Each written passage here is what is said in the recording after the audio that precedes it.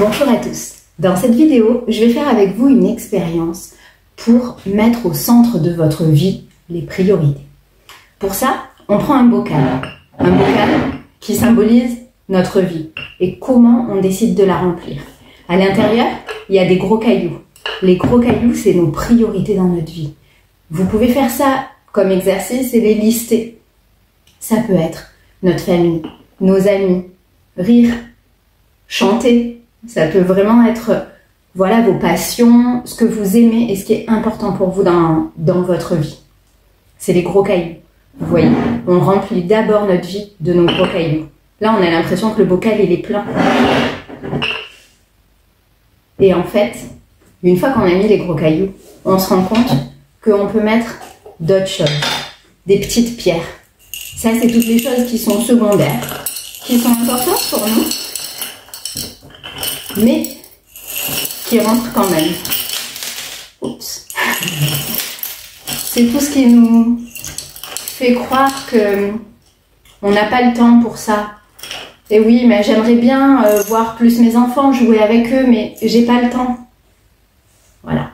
On remplit encore, grâce au fait qu'on a mis d'abord les grosses pierres, on met nos petits cailloux dedans. Et ensuite, là, on pourrait croire que c'est plein. Mais en fait, on peut encore rajouter des choses. C'est le sable. Le sable, c'est des choses encore plus futiles pour vous, qui ont encore moins d'importance. Comme le papier qu'il faut remplir. C'est ce dont vous ne vous rappellerez pas à la fin de votre vie. C'est vraiment les choses qu'il faut faire, mais qui des fois prennent toute la place.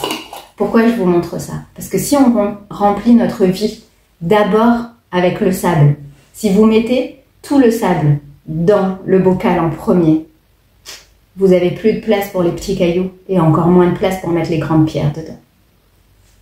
Ce que je veux dire par cette expérience, c'est centrer votre vie sur ce que vous avez vraiment envie d'en tirer à la fin. Il y a un livre qui est très intéressant qui s'appelle « Les 5 regrets des personnes en fin de vie ». Je vous mettrai la référence en commentaire si ça vous intéresse. Ça a été écrit par une soignante qui était dans les soins palliatifs, donc qui a accompagné énormément de malades en fin de vie. Et ce livre montre quels sont les 5 grands regrets que les personnes en fin de vie ressentent. Je vais vous les citer. Il y a tout d'abord, j'aurais aimé avoir eu le courage de vivre la vie que je voulais vraiment, d'être fidèle à moi-même, pas celle que les autres attendaient de moi. Le deuxième, c'est j'aurais aimé travailler moins dur. Le troisième, j'aurais aimé avoir eu le courage d'exprimer mes sentiments. Le quatrième, j'aurais aimé avoir gardé le contact avec mes amis. Et le cinquième, j'aurais aimé m'être donné la permission d'être davantage heureux. C'est des grands enseignements. C'est aujourd'hui que vous vivez et c'est aujourd'hui que vous pouvez décider de mettre vos priorités dans votre vie. C'est un travail qui se fait presque tous les jours.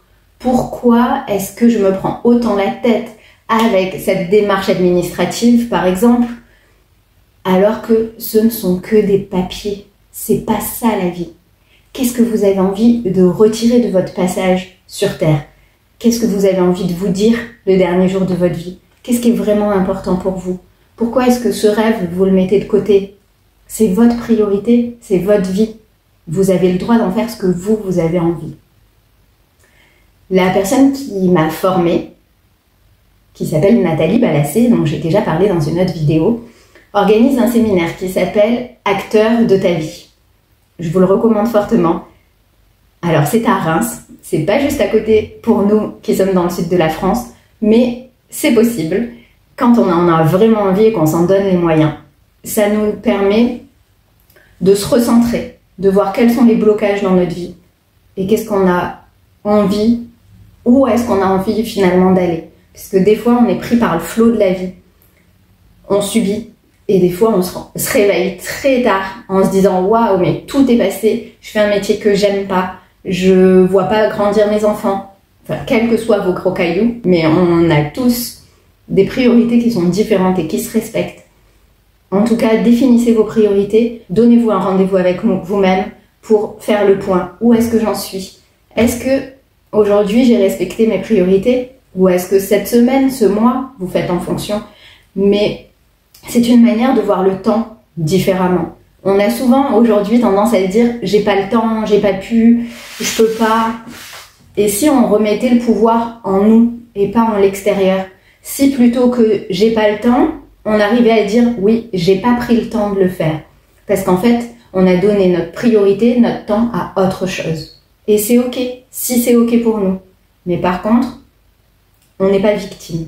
On a le pouvoir de reprendre notre vie en main et je peux aussi vous accompagner à le faire à travers les séances que je propose, les accompagnements, qui permettent de voir, vous, où sont les blocages, quelles croyances vous bloquent, quelles émotions vous bloquent et vous empêchent d'avancer. Comme la peur, par exemple, il y a beaucoup de gens qui héritent de peur et ça bloque. Voilà, ce ne sont que des exemples. Il y a évidemment une multitude de choses qui peuvent nous bloquer. Et si vous vous êtes intéressé, je suis là pour vous accompagner. Je suis Marion Grosmy, praticienne en libération émotionnelle et je vous laisse mes coordonnées juste en dessous, comme d'habitude. À très vite. Bonne journée.